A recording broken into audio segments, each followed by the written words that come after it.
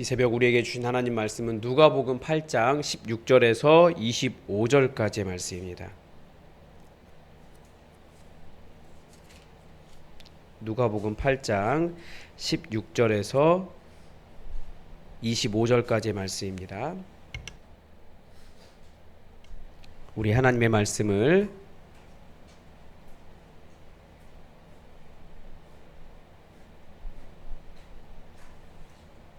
죄송합니다. 26절부터 39절입니다. 누가복음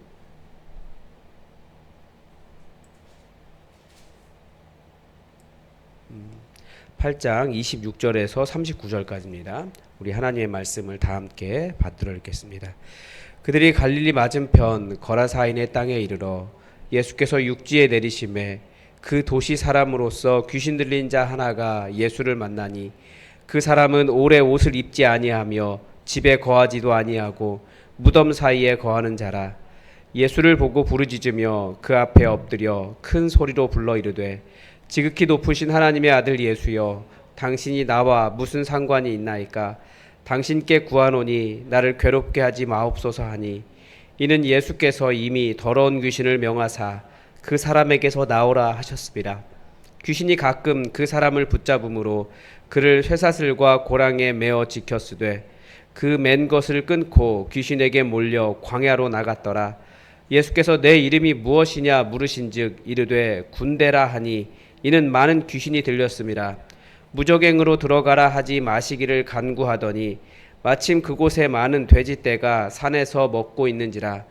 귀신들이 그 돼지에게로 들어가게 허락하심을 간구하니 이에 허락하시니 귀신들이 그 사람에게서 나와 돼지에게로 들어가니 그 떼가 비탈로 내리달아 호수에 들어가 몰사하거늘 치던 자들이 그 이루어진 일을 보고 도망하여 성내와 마을에 알리니 사람들이 그 이루어진 일을 보러 나와서 예수께 이르러 귀신 나간 사람이 옷을 입고 정신이 온전하여 예수의 발치에 앉아 있는 것을 보고 두려워하거늘 귀신 들렸던 자가 어떻게 구원받았는지를 본 자들이 그들에게 이르매 거라사인의 땅 근방 모든 백성이 크게 두려워하여 예수께 떠나시기를 구하더라. 예수께서 배에 올라 돌아가실새 귀신 나간 사람이 함께 있기를 구하였으나 예수께서 그를 보내시며 이르시되 집으로 돌아가 하나님이 내게 어떻게 큰 일을 행하셨는지를 말하라 하시니, 그가 가서 예수께서 자기에게 어떻게 큰 일을 행하셨는지를 온 성내에 전파하니라. 아멘. 오늘 본문은 예수님께서 왜 이 땅에 오셨는지 전체 내용이 다 그걸 가르쳐 주지만 더 잘 보여줍니다. 이스라엘 지역에서 사역하시던 예수님께서 갑자기 물을 건너서 우리 저기로 건너가자 이렇게 말씀하신 겁니다. 그렇게 도착한 곳이 바로 이 거라사 지역입니다. 이 물 건너 갈릴리 해변 가지만 물 건너 간 그 거라사 지역은 이방 지역입니다. 예수님은 이스라엘만의 하나님이 아니라 온 세상 고통당하는 모든 땅의 그리스도시라는 것을 가르쳐 주는 것이고, 나아가 앞으로 제자들에게도 이제 그렇게 물을 건너 선교적으로 세상으로 나아가라 하는 것을 보여주시는 말씀입니다. 근데 예수님께서 거라사 지역에 가시자마자 그 도시에 속한 어떤 사람이 나왔습니다. 그런데 그 사람이 귀신 들린 사람이었습니다. 이 사람의 상태가 어떻게 보면 그 이방 사람들, 하나님을 모르는 자들의 상태라는 것을, 그들이 하나님을 모르는 사람들이 어떤 상태로 살고 있는지를 너무나 극명하게 보여주었습니다. 귀신 들린 사람은 어떻습니까? 자기 의지로 하는 게 하나도 없어요. 그래서 이 사람이 머무는 곳은 심지어 어디입니까? 무덤입니다. 정상적이지 않은 거죠. 그렇지만 누구보다 아마 그 사람이 가장 당당할 것 같아요. 왜냐하면 그렇게 소리 지르고 사람들 다 위협하는 거죠. 잘 건들지 말라 이거예요. 그래서 좀 얌전하게 있어봐라 라고 해서 쇠사슬로 묶어 다 끊어내는 아주 초인적인 힘이 있는 그런 사람이었습니다. 이 세상은 강한 힘을 가진 것을 자랑하지만 사실은 하나님의 말씀으로 자기를 쳐서 복종시키는 그런 온유함이 없는 사람은, 그런 통제되지 않은 힘은 사실 귀신의 힘밖에 되지 않는 겁니다. 굉장히 파괴적이거든요.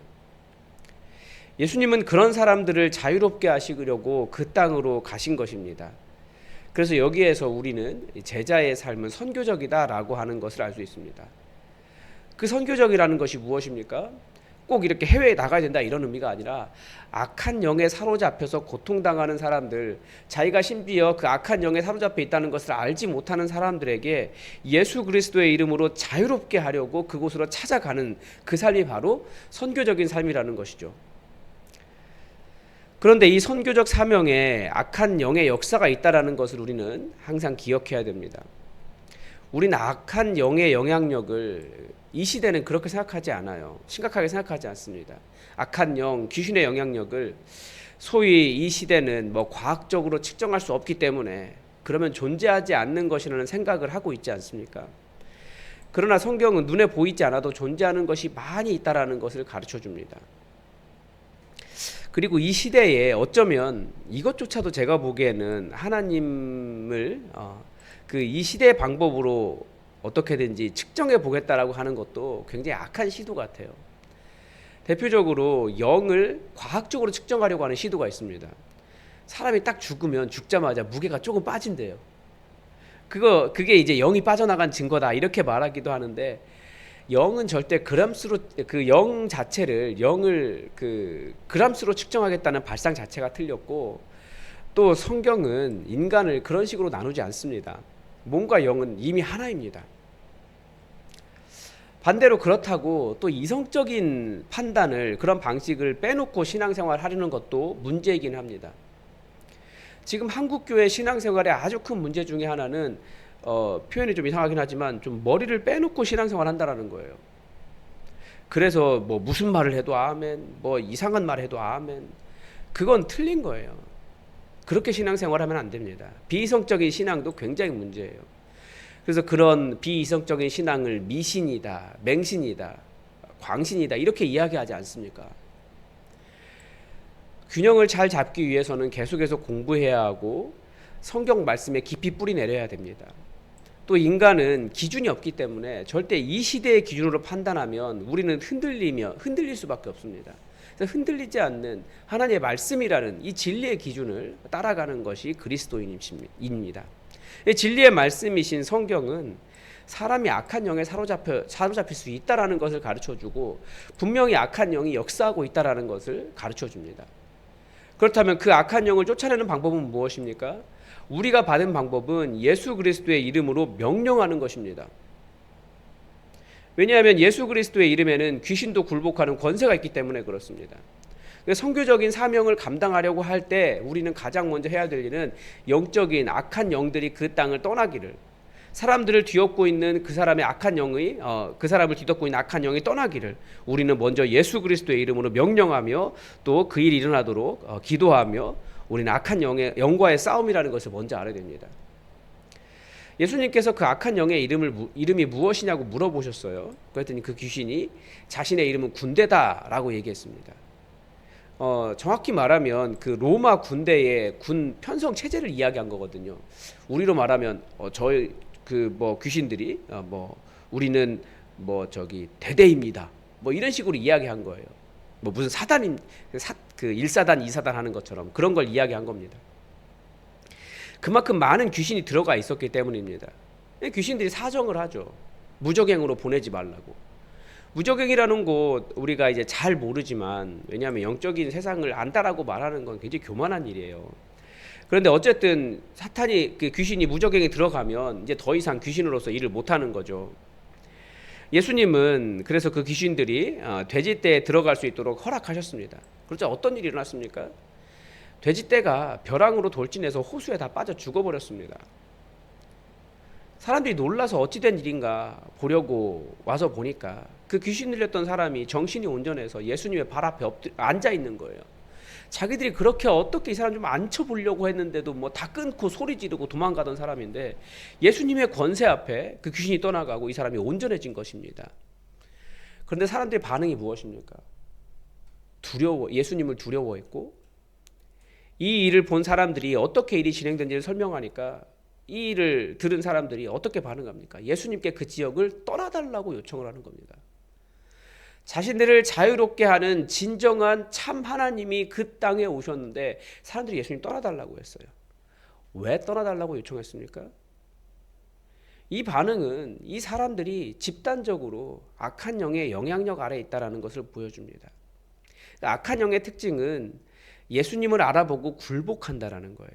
그러나 그 굴복한 것이 예수님의 진정한 하나님으로서의 그런 권위에 경배하는 것은 아니더라는 거죠. 하나님의 권위를 인정한다면 굴복할 뿐 아니라 자발적으로 순복하고 나아가 하나님께 경배합니다. 이것이 귀신의 특징이에요.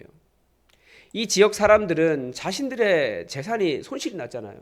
예수님 때문에 손실이 났다고 생각하는 거예요. 무엇이 손실이 났습니까? 자기의 재산이.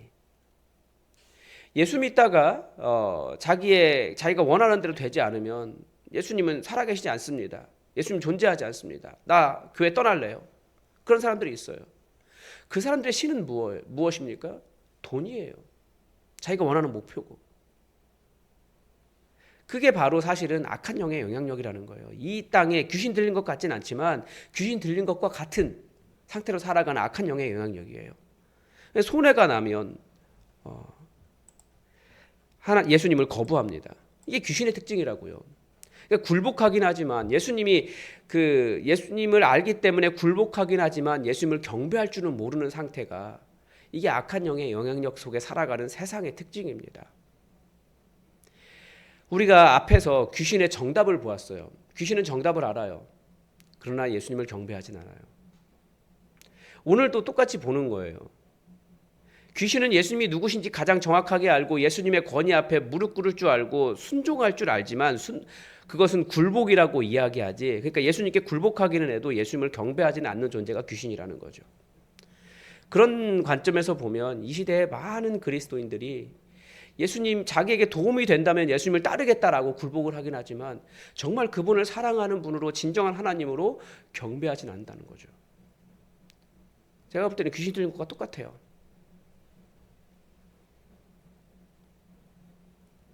그 사람들이 예수님을 인정을 해요. 그 지역 사람들이. 그렇지만 경배하지 않는 태도, 귀신 들리지 않아서 멀쩡하다라고 하지만 사실 그 사람들 전체가 다 귀신 들려 있는 것과 뭐가 다릅니까? 오히려 예수님 보고 떠나라고 요청하잖아요. 귀신은 그래도 예수님 보고 떠나라고 요청하진 않았어요. 자기 재산 손해난다고 진정한 생명의 주인이신 예수님 보고 떠나라고 하는 그런 태도가 바로 예수님을 인정하긴 하지만 경배하고 싶지 않다는 태도입니다. 우리 안에서도 마찬가지예요. 우리는 다 예수님 알아요. 아주 잘 알아요. 그분의 권위를 인정합니다. 그래서 굴복하는데 그분을 정말 사랑하고 모셔드리고 경배하지 않는 태도는 귀신의 그것과 아무런 차이가 없습니다. 반대로 사람들은 무엇을 숭배합니까? 돈과 자존심과 외모와 권력과 세상에서 출세와 이런 것들 숭배합니다. 필요 없는 것은 아니에요. 그런데 그런 것들에 복종하고 우러러보기까지 합니다. 그것이 바로 그들의 신이 되어 있는 겁니다. 그걸 우리는 우상이라고 하죠.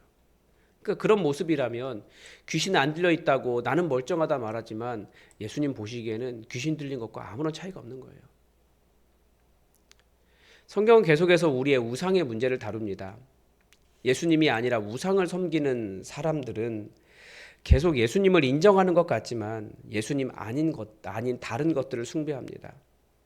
그래서 우리는 손해가 나도 예수님 사랑하고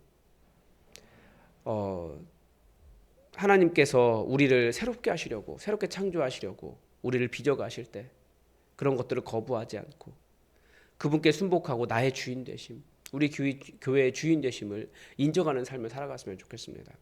그리고 우리 안에도 악한 영들이 계속 역사하거든요. 예수 그리스도의 이름으로 악한 영들의 모든 영향력을 끊어내고 우리 정말 진정한 자유의 복음 속에 이 땅을 능력 있게 살아갔으면 좋겠습니다. 오늘도 하나님의 뜻이 우리에게 이루어지기를 주기도문으로 기도하겠습니다. 하늘에 계신 우리 아버지, 아버지의 이름을 거룩하게 하시며 아버지의 나라가 오게 하시며 아버지의 뜻이 하늘에서와 같이 땅에서도 이루어지게 하소서. 오늘 우리에게 일용할 양식을 주시고 우리가 우리에게 잘못한 사람을 용서하여 준 것 같이 우리 죄를 용서하여 주시고 우리를 시험에 빠지지 않게 하시고 악에서 구하소서. 나라와 권능과 영광이 영원히 아버지의 것입니다. 아멘. 오늘부터는 우리 캠퍼스를 위한 기도를 함께 하려고 합니다. 제가 이 그 뒤에 그 헌금 봉투 있는 쪽에 이 캠퍼스 기도 운동 책자가 있습니다. 제가 추천사를 읽어봤는데 두 분이 추천사를 쓰셨어요. 근데 다들 이 시대의 어떤 영적 무력감, 실망감, 실패감 이런 것들을 이야기하시는 것 같습니다. 우리가 청년 세대가 잘 부흥이 안 되고 복음이 전해지지 않는다라고 생각해서 이런 어떤 무력감을 표현하신 것 같은데 저는 절대 그렇게 생각하지 않습니다. 제가 볼 때 우리 시대와 또 다르지 않아요. 어른의 세대와 똑같습니다. 여전히 영적인 갈급함이 우리 청년들에게 있고 여전히 하나님은 기도하는 사람들 사용하셔서 하나님의 일들을 이루십니다. 우리가 이 시간 우리 강원대에 춘천교대에 한림대 성심대 여기에 예수 그리스도의 복음이 증거될 수 있도록 우리가 함께 기도했으면 좋겠습니다. 오늘 월요일은 캠퍼스 집중 기도의 날입니다. 내일이면 아이들이 학교에 오고 모두가 첫 만남을 갖게 됩니다. 이 대학에서 첫 만남이 누구를 만나느냐에 따라서 그들이 갈 길이 정해지는 것과 비슷합니다. 여러 가지 새로운 환경 속에 들어가는데 그 첫 만남에 예수 그리스도의 복음을 듣는 일이 우리 청년들에게 일어날 수 있도록 여러분 기도해 주십시오. 그리고 대학생 10명 중에 8명 이상이 진로 고민으로 스트레스를 많이 받는다고 합니다. 그 캠퍼스에서 대학에서 분명한 비전을 발견하고 인생의 방향을 찾을 수 있게 해달라고 우리 대학 캠퍼스를 위해서도 기도해 주시기 바랍니다. 그리고 오늘 우리 예수품만교회 주인이 예수님이 될 수 있도록 우리가 온전히 또 기도했으면 좋겠습니다. 그리고 환우들을 위해서도 기도를 부탁을 드립니다. 우리 다 함께 기도하겠습니다.